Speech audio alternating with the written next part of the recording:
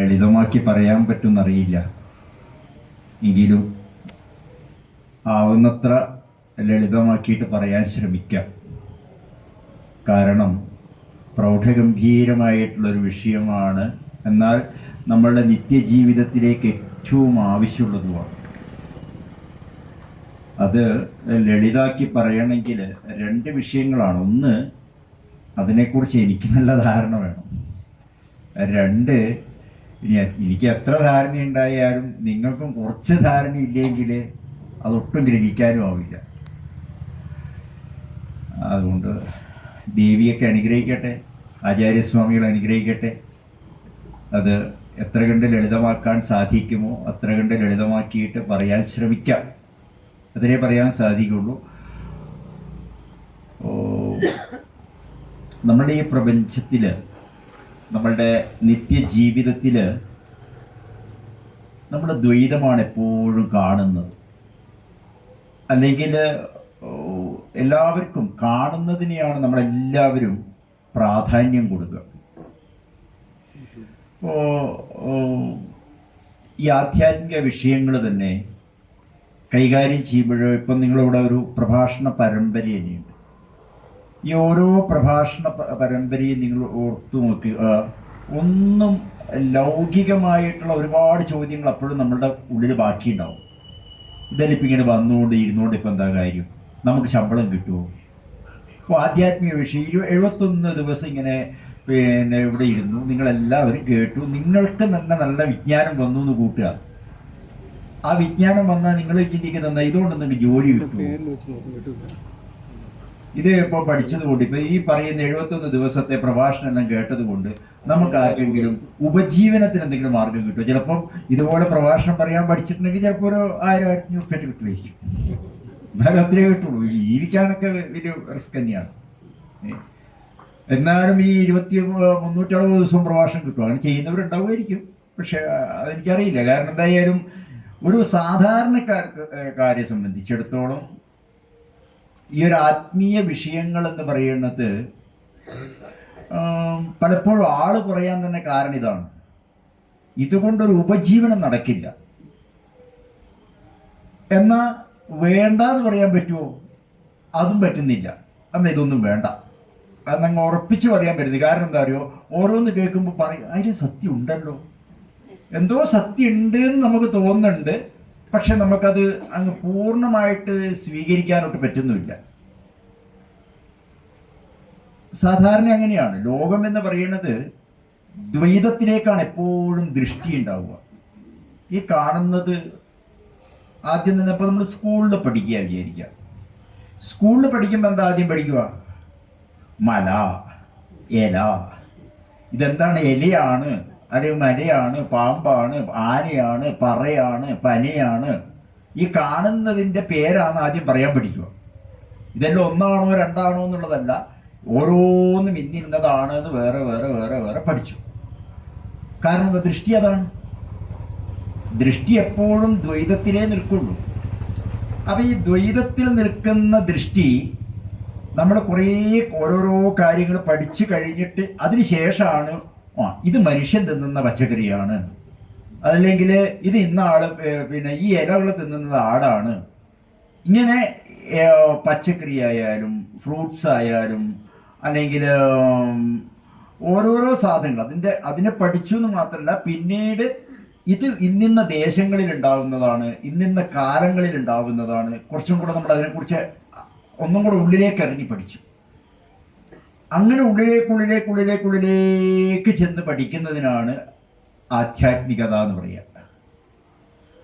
അങ്ങനെ ഉള്ളിലേക്ക് ചെല്ലുമ്പോൾ ഈ ലോകം മുഴുവൻ നിങ്ങൾ ഏതും നോക്കിക്കോളൂ. ഇവിടെ ലൗകികമായ നമ്മുടെ വിഷയം, ഇപ്പം നിങ്ങളിവിടെ അകത്തിയില്ല, ചാവടിക്കോട്ടത്തിൻ്റെ ഉള്ളിലേക്ക് നോക്കുമ്പോൾ അവിടെ ഒരു പുലിനെ കാണുന്നുണ്ടില്ലേ, ഒരു രൂപവും കാണുന്നുണ്ട്. എന്നാൽ എല്ലാ അമ്പലത്തിലും ഇതുപോലെ രൂപമുണ്ടോ? ഇല്ല. കാരണം എന്താ? രൂപമില്ലാത്ത ദിക്കിൽ ഒരു കണ്ണാടി ഉണ്ടാവും, വാൽക്കണ്ണാടിയുടെ മോഡലിൽ ഒരു കല്ലോ എന്തെങ്കിലും ഉണ്ടാവും. അതുമില്ലാത്ത സ്ഥലത്തോ ശിവലിംഗം പോലെ ഒരു ലിംഗം ഉണ്ടാവും. ഇതും ഇല്ലാത്ത സ്ഥലത്തോ ഒരു വീടോ മരത്തിൻ്റെ വീടോ അല്ലെങ്കിൽ ഒരു ഒഴുക്ക് ശിലയോ എന്തെങ്കിലും ഒന്നുണ്ടാവും.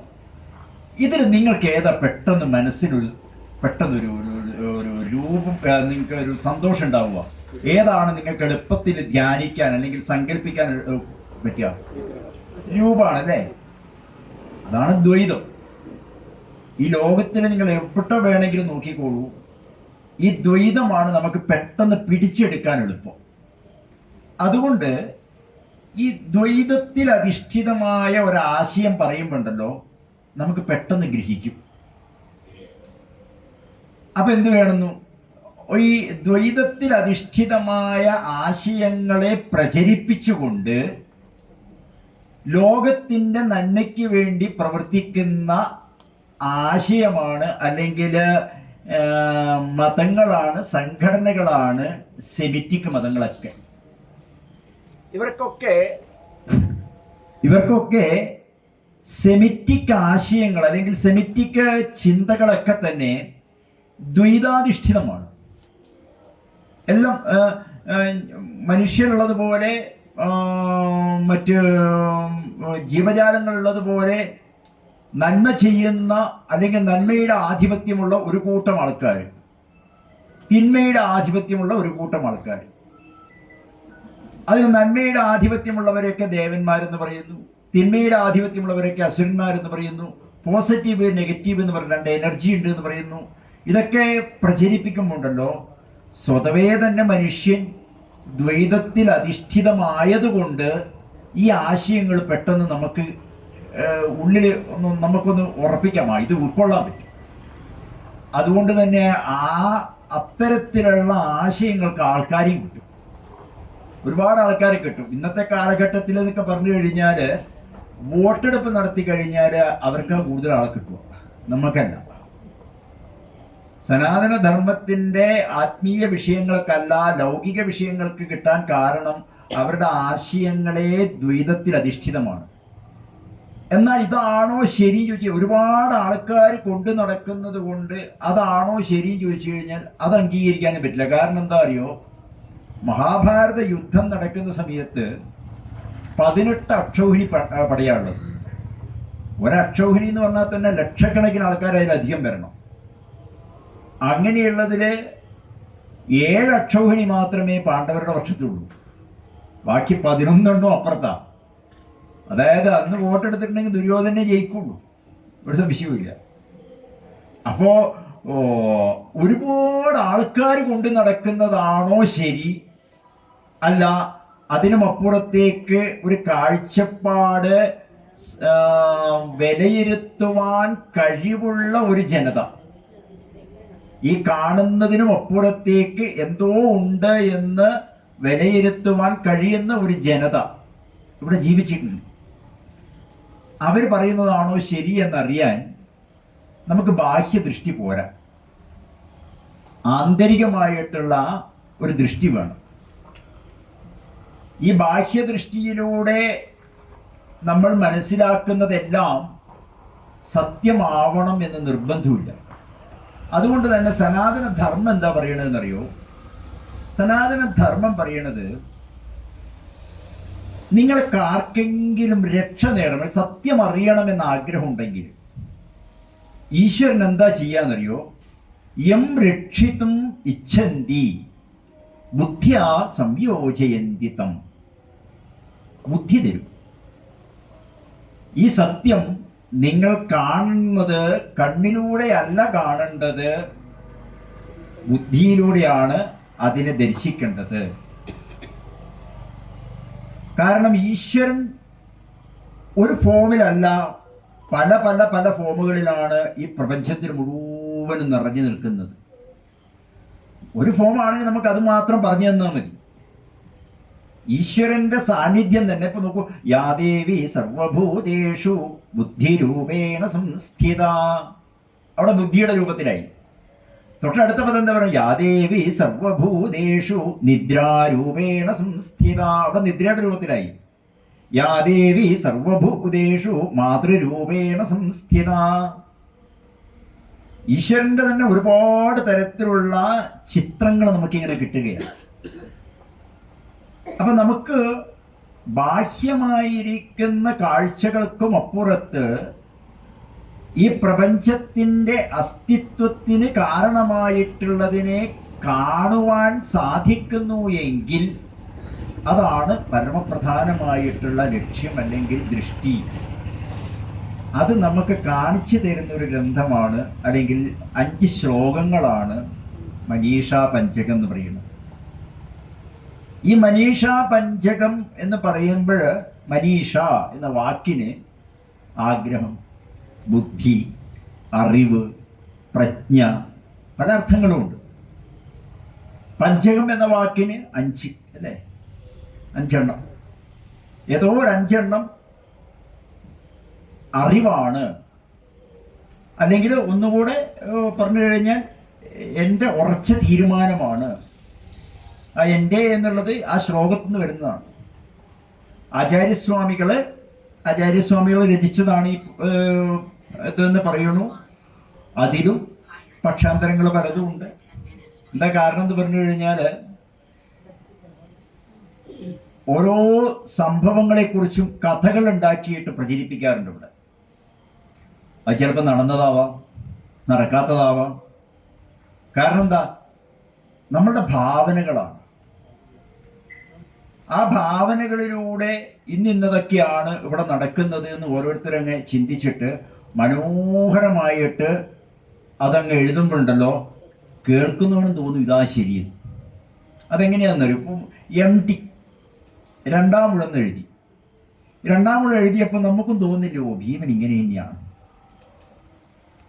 ആ കവി, ആ ഒരു സൃഷ്ടികർത്താവ് വ്യാസന്റെ മൗനം, അവിടെ ന്യായം ഉണ്ടോ ചോദിച്ചു കഴിഞ്ഞാൽ വ്യാസൻ മിണ്ടാത്ത ഭാഗത്ത് നിന്ന് ഇങ്ങനെയൊക്കെ ആയിരിക്കും വ്യാസൻ ഊഹിച്ചിട്ടുണ്ടാവുക, അല്ലെങ്കിൽ ഇങ്ങനെയൊക്കെ ആയിരിക്കും നടന്നിട്ടുണ്ടാവുക എന്ന ഒരു സങ്കല്പത്തിൽ നിന്നാണ് ആ കഥ വരുന്നത്. അതെന്നല്ല ഏത് കഥകളും. ഒരു സൃഷ്ടികർത്താവ് അല്ലെങ്കിൽ ബ്രഹ്മാവിൻ്റെ ഒക്കെ തന്നെ ഒരു പണി ഇത്തരത്തിലുള്ള ആൾക്കാരെടുക്കുമ്പോൾ അതിനെ നമുക്ക് തള്ളാനും പറ്റില്ല, ചിലപ്പോൾ കൊള്ളാനും പറ്റില്ല. അതുപോലെ ശങ്കരാചാര്യരെ കുറിച്ചിട്ട് ഉണ്ടാക്കിയ കഥയാകാം, അല്ലെങ്കിൽ നടന്നതാകാം. എന്തായാലും ഒരു കഥയെ ആസ്പദമാക്കിയിട്ടാണ് ഈ മനീഷാ പഞ്ചകം രചിച്ചത് എന്നൊക്കെ പറയുന്നു. ആ കഥയിലേക്ക് കടക്കുന്നതിന് മുൻപ് നമ്മുടെ ലോകത്തിൽ നമുക്ക് ഈ സനാതന ധർമ്മം, ലോകത്തിൽ എത്രയോ മതങ്ങളുണ്ട്, എത്രയോ ആശയങ്ങളുണ്ട്. ആ ആശയങ്ങളും മതങ്ങളും ഒക്കെ തന്നെ, മതം എന്ന് പറഞ്ഞു കഴിഞ്ഞാൽ സാധാരണഗതിയിൽ അഭിപ്രായം എന്നാണ് അർത്ഥം. ഇവിടെ നമ്മുടെ ഹിന്ദു മതം എന്ന് പറയുമ്പോൾ ഒരു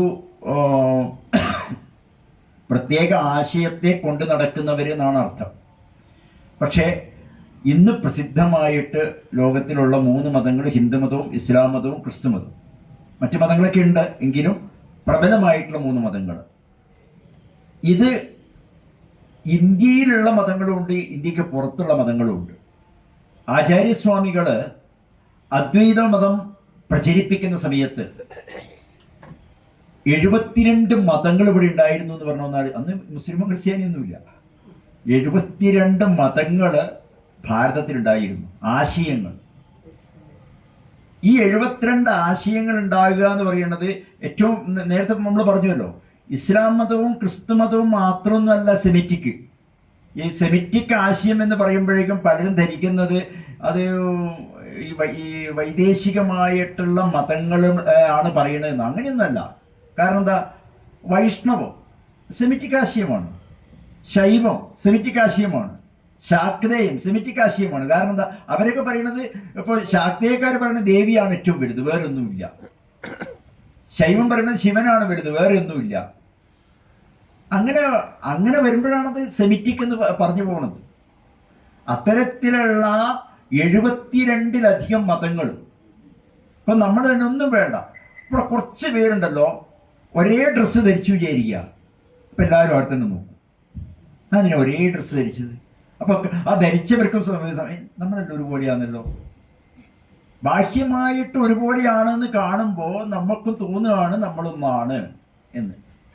അതേപോലെ ഓരോ ആശയങ്ങളും ഈ സനാതന ഈ ഭാരതഭൂമിയിൽ തന്നെ ഉണ്ടായ ആശയങ്ങൾക്ക് വേണ്ടിയിട്ട് ഇവിടെ ജീവൻ പോലും ബലിയർപ്പിക്കാൻ തയ്യാറുള്ള ഒരുപാട് പേരുണ്ടായിരുന്നു. ഒരുപാട് പേര്. ശാസ്തേതി കേജിൽ കതിജിൽ കുമാര സ്വാമീതി മാതേതി പിതേതി ഭക്ര്യാം. ഓരോ ശിവനാണ്, വിഷ്ണുവാണ്, കാളിയാണ് എന്നൊക്കെ പറഞ്ഞിട്ട് അവനവന്റെ മതങ്ങളെ സ്ഥാപിക്കാൻ വേണ്ടിയിട്ട് അരയും തലയും മുറുക്കിയിട്ട് നടക്കുന്ന ആൾക്കാർ ഇഷ്ടം പോലെ ഉണ്ടായിരുന്നു. അവരതിനു വേണ്ടിയിട്ട് ജീവൻ ബലിയർപ്പിക്കുക മാത്രമല്ല, അതെല്ലാം ഒരു പരിധി വരെ സമൂഹവും അംഗീകരിച്ചിട്ടുണ്ട്. ഇവിടെ ദർശനം എന്ന് പറയുന്നത് ഒറ്റ ദർശനം മാത്രമൊന്നുമല്ല. ഷഡ്ദർശനങ്ങൾ ഉണ്ടെങ്കിൽ ഷഡ്ദർശനം ഓരോ കോണിലൂടെയും കാണാനും ചിന്തിക്കാനും വീക്ഷണം നടത്താനും ഒക്കെ തന്നെ സ്വാതന്ത്ര്യം ഉണ്ടായിരുന്നു സനാതനധർമ്മത്തിൽ. നമുക്ക് ഇത് മാത്രമാണ് ശരി അല്ലെങ്കിൽ അത് മാത്രമാണ് ശരി എന്ന് പറയുന്നതിൽ ന്യായമില്ല. അതിൽ തന്നെ ആചാര്യസ്വാമികൾക്ക് മുൻപ് ദ്വൈതവും അതുപോലെ തന്നെ വിശിഷ്ടാദ്വൈതം ഇതുപോലുള്ള ഒരുപാട് ചിന്തകൾ, നാസ്തികവാദം ഇവിടെ ഉണ്ടായിരുന്നു. എല്ലാവരും ഈശ്വരനെ വിശ്വസിക്കുന്നവരായിരുന്നു ഹിന്ദുക്കൾ എന്ന് പറയുന്നതിൽ അർത്ഥമില്ല. ചാത്തമൂട്ടുന്നത് എന്തിനു ചത്തോർക്കു വായും വയറുമുണ്ടോ എന്ന് ചോദിച്ച ചാർവാകനും നമുക്ക് ഋഷിയാണ്. അപ്പോ ഒരാശയം മാത്രമല്ല, ഏത് കോണിലൂടെയും നമുക്ക് കാണുവാൻ സാധിക്കുന്ന ഒരു സ്വാതന്ത്ര്യം നമുക്ക് എല്ലാ കാലത്തും തന്നിട്ടുണ്ട്. അതുകൊണ്ട് തന്നെ ഇവിടെ പറയാൻ പോകുന്ന ആശയം ഉണ്ടല്ലോ, ലോകത്തിൽ ആർക്കും സ്വീകരിക്കാൻ പറ്റും. സനാതനധർമ്മത്തിന്റെ ആശയത്തിന്റെ ഏറ്റവും വലിയ മഹത്വം, നിങ്ങൾ സനാതനധർമ്മത്തിൽ വിശ്വസിക്കണം എന്ന് നിർബന്ധമൊന്നുമില്ല. വിശ്വസിക്കുന്നുണ്ടെങ്കിലും ഇല്ലെങ്കിലും ഇതിനെ ഉൾക്കൊള്ളുവാൻ സാധിക്കും. ചിന്തിക്കാൻ തയ്യാറുണ്ടെങ്കിൽ നിങ്ങൾക്ക് എന്തുണ്ടാവരുത്, ആദ്യമേ ഒരു ഉറച്ച തീരുമാനം ഉണ്ടാവരുത്. നിങ്ങൾക്ക് അങ്ങനെ ഇതാണ് ശരി എന്ന് നിങ്ങളൊന്ന് ആദ്യം ഉറപ്പിച്ചാൽ പിന്നെ ഒന്നും ചെയ്യാനാവില്ല. ഞങ്ങൾക്ക് ഇതൊന്നും ഇതിന്റെ ABCD പോലും മനസ്സിലാവില്ല നിങ്ങൾക്ക്. ഈ മഹാഭാരത യുദ്ധം നടന്നപ്പോഴ് മഹാഭാരത കഥയില് ഏറ്റവും പഞ്ചപാണ്ഡവരില് ഏറ്റവും നല്ല വ്യക്തി ആരാന്നറിയോ? യുധിഷ്ഠിരനാണ് അല്ലെ, ധർമ്മവാദിയാണ്. ഈ യുധിഷ്ഠിരനെ സംബന്ധിച്ച് സത്യമേ പറയൂ, ധർമ്മിഷ്ഠനാണ്. ബാക്കി എല്ലാവരും അദ്ദേഹത്തിന് ബഹുമാനിക്കുന്നുണ്ട്, ആദരിക്കുന്നുണ്ട്.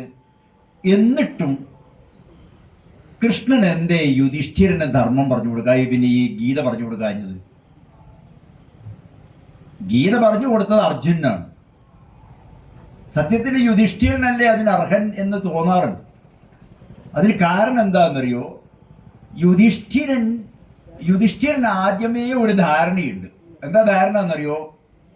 ധർമ്മം മാത്രമേ ശരിയുള്ളൂ,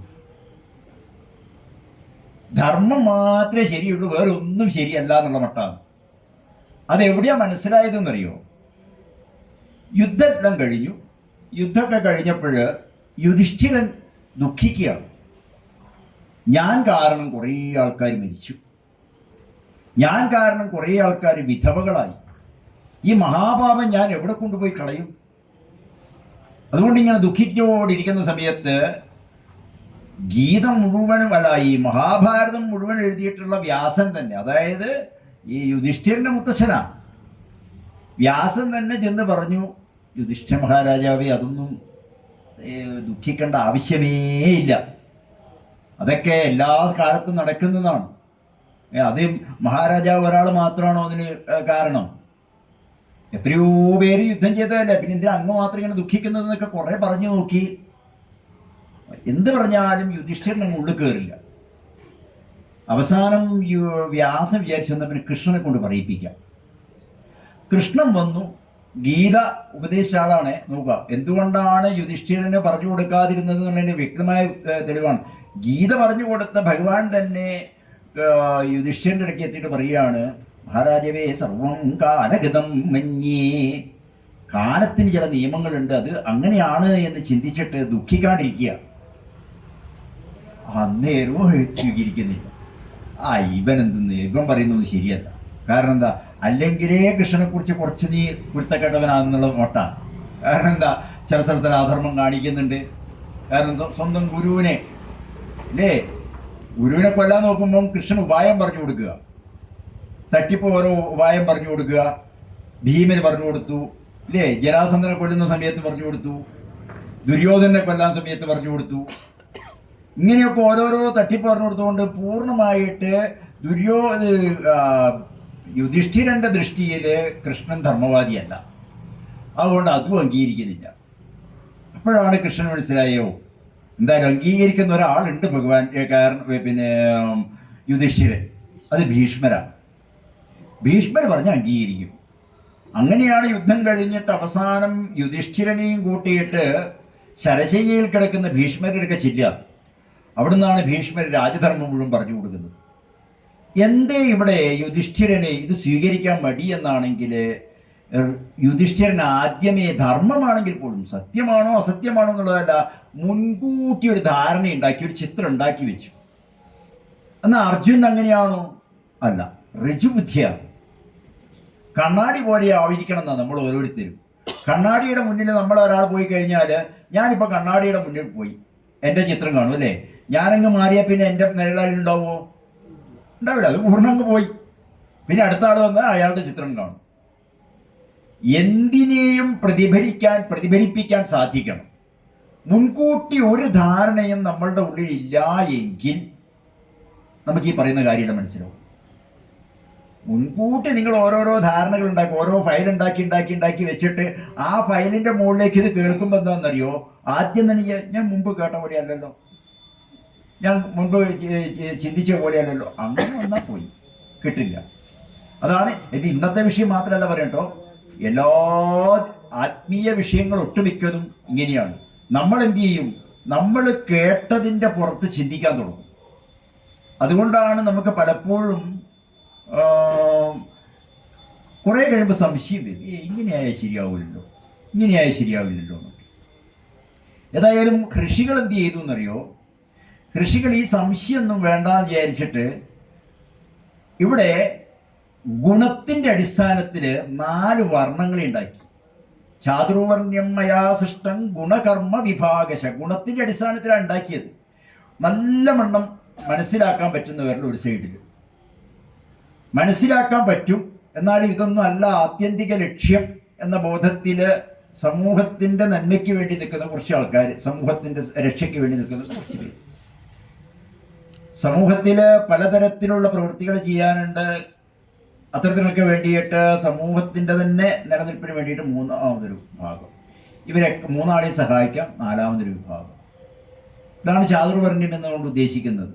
ഒന്ന്, ഈ ഒരു തത്വം, ഈ ആന്തരികമായിട്ടുള്ള ഈ പ്രപഞ്ചത്തിന്റെ നിലനിൽപ്പിന് മുഴുവനും കാരണമായിട്ടുള്ള ഒരു ശക്തിയുണ്ട്, ഒരു ചൈതന്യമുണ്ട്. അതിനെ അറിഞ്ഞ് മനസ്സിലാക്കി അതിൻ്റെ ചലനത്തിനനുസരിച്ച് ജീവിക്കുന്ന ഒരു ജനത, പരമ്പരയാ ജീവിക്കുന്നത്. അതാണ് ബ്രാഹ്മണർ എന്ന് പറയുന്നത്. 2ാമത്തെ കൂട്ടരോ ഈ സമൂഹത്തിന്റെ സംരക്ഷണം ഏറ്റെടുത്തവരാണ് അവര്. ഒപ്പം ഈ ജ്ഞാനമുണ്ട് താൻ, ഈ ഈശ്വരീയ ജ്ഞാനമുണ്ട്. പക്ഷേ കർമ്മമാണ് പ്രധാനം. രജോ ഗുണപ്രധാനികളായിട്ട് കർമ്മം ചെയ്തുകൊണ്ട് ജീവിക്കുക, മറ്റുള്ളവരെ സംരക്ഷിക്കുക, ഭരിക്കുക, ഇതൊക്കെ ചെയ്യുന്നവരാണ് ക്ഷത്രിയ വംശത്തിൽപ്പെട്ടവർ. 3ാമത്തെ കൂട്ടര് കൃഷി ചെയ്യണം, ഭക്ഷണം വേണ്ടേ, അപ്പോൾ കൃഷി ചെയ്യണം, കച്ചവടം വേണം. അത്തരത്തിൽ ബാക്കിയുള്ള ഈ കർമ്മങ്ങൾ മുഴുവനും ഏറ്റെടുത്ത് ചെയ്യുന്നവര് 3ാമത്തെ വിഭാഗം, അവർ വൈശ്യർ. ഇവരെ 3 സഹായിക്കാനുള്ളവരാണ് ശൂദ്രർ. അല്ലാതെ കൊണ്ട് ഒന്നിനും കൊള്ളാത്തവര് നല്ല കേട്ടോ അർത്ഥം. പലരും അങ്ങനെയാണ് ധരിച്ചിട്ടുള്ളത്. ശൂദ്രൻ എന്ന് പറഞ്ഞു കഴിഞ്ഞാൽ ഇവനൊന്നിനും കൊള്ളൂല. ഈ 3 പേരെയും സഹായിക്കുന്ന വിഭാഗത്തിനെ ചെയ്തു. മാത്രമല്ല എക്കാലത്തും ഇത് അങ്ങ് നിൽക്കുകയല്ല ചെയ്തത്. പരമ്പരയുണ്ട്, ശരിയാണ്. പാരമ്പര്യത്തിന് അധിഷ്ഠിതമായിട്ടാണ് വന്നിട്ടുള്ളതും ശരിയാണ്. പക്ഷേ മാറി മാറി എല്ലാ കാലത്തും ഉണ്ടായിട്ടുണ്ട്. വേദം പഠിച്ചവൻ ബ്രാഹ്മണനാണ് എന്ന് പറയാൻ പറ്റില്ല. കാരണം സാരസ്വതം എന്ന് പറയുന്ന വേദമന്ത്രം ഉണ്ടാക്കിയത് ഐരൂഷനാണ്, ശൂദ്രനാണ്. അതുപോലെ തന്നെ വേദവ്യാസൻ പരാശരപുത്രനാണെങ്കിലും ശൂദ്ര കന്യകയിലുണ്ടായതാണ്. എത്രയോ ഋഷികളുണ്ട്. ആ ഋഷികളൊന്നും തന്നെ ഈ പറയുന്ന ബ്രാഹ്മണനോ അല്ലെങ്കിൽ ക്ഷത്രിയനോ വൈശ്യനോ ഒന്നും ആയിരുന്നില്ല. പരസ്പരം ഇവരെല്ലാം തന്നെ സ്നേഹിച്ചിട്ടുണ്ട്.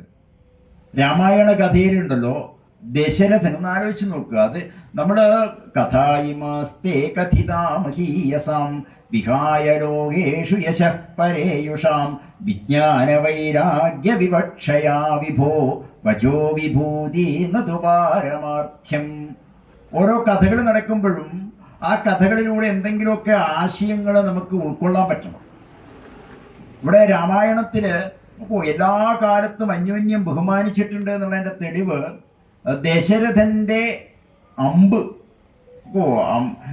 ശബ്ദസായകം എന്ന് പറയുന്ന വിദ്യ അറിയുന്ന ദശരഥൻ ആന വെള്ളം കുടിക്കുന്നതാണ് എന്ന് കരുതിയിട്ട് ഒരു കുടത്തിൽ വെള്ളം മുക്കുന്ന ശബ്ദം കേട്ടിട്ട് അമ്പ് ചെയ്തു. അതൊരു മുനികുമാരന് പോയി കൊണ്ടു. രാത്രിയാണേ അവിടെ ചെന്ന് നോക്കിയപ്പോൾ മുനികുമാരനാണെന്ന് ബേ ഓടി രക്ഷപ്പെട്ടേക്കാന്ന് ചിന്തിച്ചു. ദശരഥൻ ചിന്തിച്ചിട്ടില്ല. ദശരഥൻ അവിടുന്ന് ഉള്ള സത്യം ആ മുനികുമാരനോട് പറഞ്ഞു. തന്നേക്കാൾ എത്രയോ പ്രായം കുറഞ്ഞിട്ടുള്ള ഒരു കുട്ടി. അപ്പൊ ആ കുട്ടി പറയണത് എന്താ അറിയോ? കണ്ണൊന്നും കാണാതെ കണ്ട എൻ്റെ അച്ഛനും അമ്മയും അവിടെ ഉണ്ട്. അപ്പൊ ഒന്ന് അവർക്ക് ഈ വെള്ളം കൊണ്ടു കൊടുത്തിട്ട് അവരോട് സത്യം പറയണം. പറഞ്ഞിട്ടില്ലെങ്കിൽ അതിന്റെ ഭവിഷ്യത്ത് അങ്ങ് അനുഭവിക്കുകയും വേണ്ടി വരും എന്ന് പറയാണ്. ഒരു ജാതി കൊണ്ട് വൈശ്യനാണ് ഇവർ പറയുകയാണെന്ന് ആ കുട്ടി പറയുന്നത്, ഞാൻ ജാതി കൊണ്ട് വൈശ്യനാണ്, അങ്ങേക്കാളത്തിന് താഴെയാണ്. ദശരഥൻ പറയും ഞാൻ അയോധ്യാധിപനായിട്ടുള്ള രാജാവാണെന്ന് പറയുന്നുണ്ട്. അവിടെ സത്യം പറഞ്ഞ് വെളിപ്പെടുത്തുന്നുണ്ട്. അവിടെ ആ കുട്ടി മരിച്ചു എന്ന് വിചാരിക്കാന്നല്ല, നമ്മൾ ആ അമ്പ് വലിച്ചു ഊരിയപ്പോൾ കുട്ടി മരിച്ചു. എന്നാൽ ദശരഥൻ ആ ശവോട് ഉപേക്ഷിച്ചും പോയിക്കൂടെ? ഇപ്പോഴും പോയില്ല. പോവാതെ കണ്ടെന്നാ നോക്കൂ, രാജധർമ്മം ചെയ്യുന്നത് നോക്കൂ. അവിടെ നിന്ന് ആ വെള്ളം എടുത്തിട്ട് അച്ഛൻ്റെ അമ്മേൻ്റെ അടുക്ക് എത്തി. അവിടെ എത്തി അച്ഛനോടും അമ്മയോടും കാര്യങ്ങളൊക്കെ പറഞ്ഞു. അപ്പോഴും ആ അച്ഛനും അമ്മയും പറയുന്നത് എന്താണ്? കർമ്മമത്രേ തടുക്കാവതെല്ലാർക്കുമേ. കർമ്മം എന്ത് ചെയ്യും? അങ്ങനെ ഒരു യോഗം ഉണ്ടെങ്കിൽ അത് അനുഭവിക്കാതെ കണ്ട് പറ്റില്ല. സ്വന്തം മോഹം മരിച്ചപ്പോഴാണ് പറയണത്. ഒന്ന് ആലോചിച്ച് നോക്കണം നിങ്ങൾ. തനിക്ക് അത്താണിയായിട്ടുള്ള മകൻ മരിച്ചപ്പോഴാണ് ആ വൃദ്ധ ദമ്പതികൾ പറയുന്നത് കർമ്മമത്രേ തടുക്കാവതെല്ലാർക്കുമേ.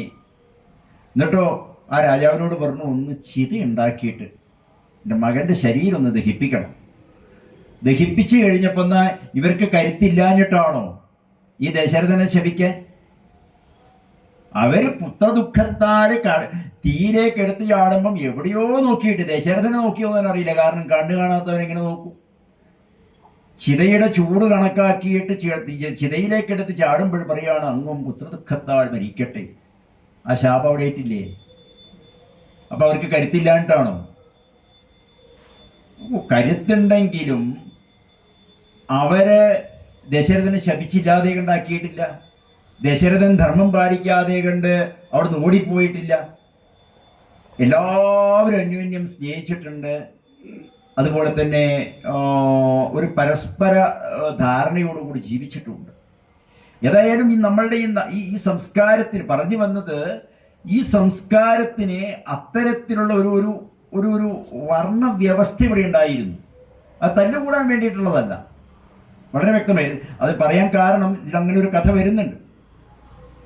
അപ്പോ ഈ ഒരു വ്യവസ്ഥയോട് കൂടെ ജീവിച്ചിരുന്ന കാലഘട്ടത്തിലാണ് ആചാര്യസ്വാമികള് അദ്വൈതം പ്രചരിപ്പിക്കാൻ വേണ്ടിയിട്ട് ഈശ്വര നിയോഗം എന്നോണം കാലടിയില് ജനിച്ചു. കാലടിയിൽ ജനിച്ചിട്ട് വെറും 8 വയസ്സ് പ്രായം. 8 വയസ്സേ പ്രായമുള്ളൂ. ആ 8 വയസ്സുള്ള കുട്ടി അങ്ങനെ വഴിയാത്രക്കാരുടെ കൂടെ ഒക്കെ നടന്നിട്ടും അങ്ങനെ അങ്ങനെ അങ്ങനെ നർമ്മദയുടെ തീരം വരെ എത്തി. നർമ്മദയുടെ തീരത്തെത്തിയിട്ട് ഗോവിന്ദ ഭഗവത് പാദരെ കാണാൻ ചെല്ലുകയും, അതിനു മുമ്പൊക്കെ കഥകൾ പറഞ്ഞ ഒരുപാട് പറയാനുണ്ട്. ആചാര്യസ്വാമികളുടെ അഗസ്ത്യന്റെ നിർദ്ദേശപ്രകാരമാണ് പോകുന്നത്, അങ്ങനെയൊക്കെ ഒരുപാടുണ്ട്. അത് പോട്ടെ, നമുക്ക് ആ കഥാതന്തുവിലേക്ക് ആചാര്യസ്വാമികള് അല്ലെങ്കിൽ ശങ്കരൻ എന്ന കുട്ടി, ആചാര്യസ്വാമികളെന്നൊന്നും പറയണ്ട, ശങ്കരൻ എന്ന കുട്ടി ഗോവിന്ദ ഭഗവത് പാദരെ കാണുമ്പോൾ ആദ്യം തന്നെ ചോദിക്കുന്നത് കുഞ്ഞെ നീ ആരാ?